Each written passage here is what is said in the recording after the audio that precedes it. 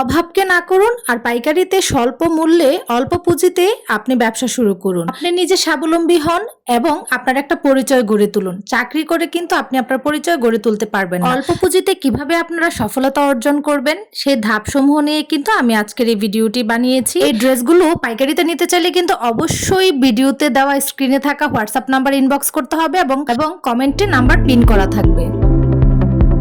অল্প পুঁজিতে ব্যবসা করে কিভাবে আপনি লাভবান হতে পারবেন এবং আপনার ব্যবসাটা কিভাবে আপনি বড় করতে পারবেন এবং আপনি কিভাবে সহজে স্বাবলম্বী হতে পারবেন সেই বিষয়ে কিন্তু আজকের ভিডিও। হ্যালো এভরিওয়ান, আসসালামু আলাইকুম। কেমন আছেন সবাই? আশা করছি সবাই ভালো আছেন, সুস্থ আছেন। যেখান থেকেই দেখছেন প্লিজ চ্যানেলটা যদি এখনো পর্যন্ত সাবস্ক্রাইব না করে থাকেন অবশ্যই সাবস্ক্রাইব করে নেবেন, কারণ যদি ব্যবসা করতে চান তাহলে অবশ্যই আমার সঙ্গে যুক্ত থাকতে হবে। আমি ব্যবসামূলক কিছু টিপস আপনাদের সাথে শেয়ার করি আমি যতটুকু জানি। তো চলুন আজকে যেই মূল বিষয় নিয়ে আমি কথা বলতে যাচ্ছি সেটা নিয়ে কথা বলবো। তার আগে আমি আমার ড্রেসের বর্ণনা দিয়ে নিই। এই ড্রেসগুলো কিন্তু আমি পাইকারি দামে বিক্রি করছি, খুবই রিজনেবল প্রাইসে। কাপড়ের কোয়ালিটি খুবই ভালো এবং রংকশ কিন্তু গ্যারান্টি থাকবে এবং রংকশ কিন্তু উঠবে না। যাই হোক, আমি স্ক্রিনে হোয়াটসঅ্যাপ নাম্বার দিয়ে দিয়েছি, সেখান থেকে আপনার নাম্বারটা নিয়ে ইনবক্স করবেন, আমাকে নক করবেন ড্রেস যদি নিতে চান। আমি তখন আপনাদের ফুল ছবিটা দিব, আপনারা দেখে সেখান থেকে অর্ডার করতে পারবেন। তাছাড়া আরও অনেক ধরনের ড্রেস আছে, সেগুলো দেখেও কিন্তু অর্ডার করতে পারবেন। যাই হোক, খুচরা চাইলে কিন্তু আপনারা খুচরাও নিতে পারবেন খুবই রিজনেবল প্রাইসে। পাইকারি ও খুচরা উভয় কিন্তু আমি বিক্রি করে থাকি। তো আজকের ভিডিওর মূল বিষয় হচ্ছে অল্প পুঁজিতে আপনি কিভাবে ব্যবসা শুরু করবেন এবং অল্প পুঁজিতে কিছু ধাপ থাকে ব্যবসা শুরু করার। তো সেই সম্পর্কে আমি আপনাদের সাথে আলোচনা করব। আসলে ব্যবসা আপনি অনেক বড় করে করতে হবে এরকম কোনো কথা নেই। যদি আপনার পুঁজি ভালোও থাকে, আমি প্রথমে মনে করি অল্প কিছু অ্যামাউন্ট দিয়ে আপনি ব্যবসা শুরু করতে পারবেন। ধরেন আপনি 3,000 টাকা দিয়েও শুরু করতে পারবেন, 5,000 টাকায় শুরু করতে পারবেন, 10,000 টাকায় শুরু করতে পারবেন। তো এই অল্প পুঁজি দিয়ে আপনি যখন ব্যবসাটা শুরু করবেন সেই সময় আপনাকে কিছু ধাপ ফলো করতে হবে। প্রথম ধাপে আমি যেটা মনে করি, প্রথম ধাপে অবশ্যই আপনাকে কাপড়ের গুণগত মানটা দেখতে হবে, কারণ কাপড়ের গুণগত মান যদি আপনার ভালো না হয় আপনি কিন্তু কখনোই কাস্টমার ধরতে পারবেন না। তারপর দ্বিতীয়ত ধাপ হচ্ছে লাভ।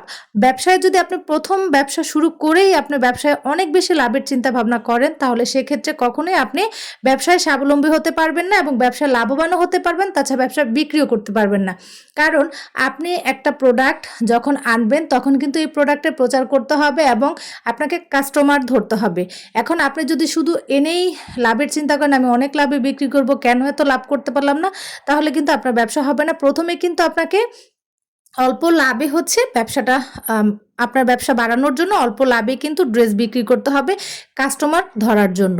এই বিষয়টা অবশ্যই আপনারা মাথায় রাখবেন। অনেকেই বলে যে অনলাইন থেকে ড্রেস নিয়ে আমি এত টাকা আমার ড্রেসের খরচ হয়েছে, আমি এত অল্প দামে যদি বিক্রি করি তাহলে কী লাভ হবে।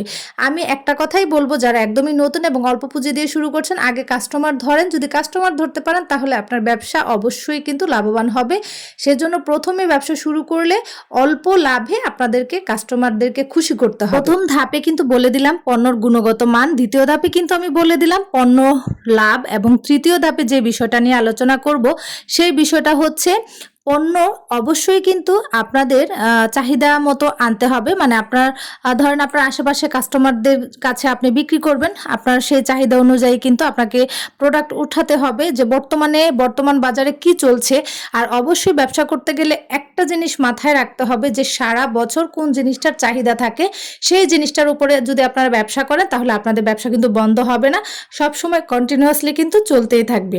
তো অবশ্যই এই বিষয়টা মাথায় রাখবেন যে আপনারা যেই প্রোডাক্ট নিয়ে ব্যবসা করতে চাচ্ছেন সেই প্রোডাক্ট যেন সব সময় চলে এবং সব সময় চলমান থাকে।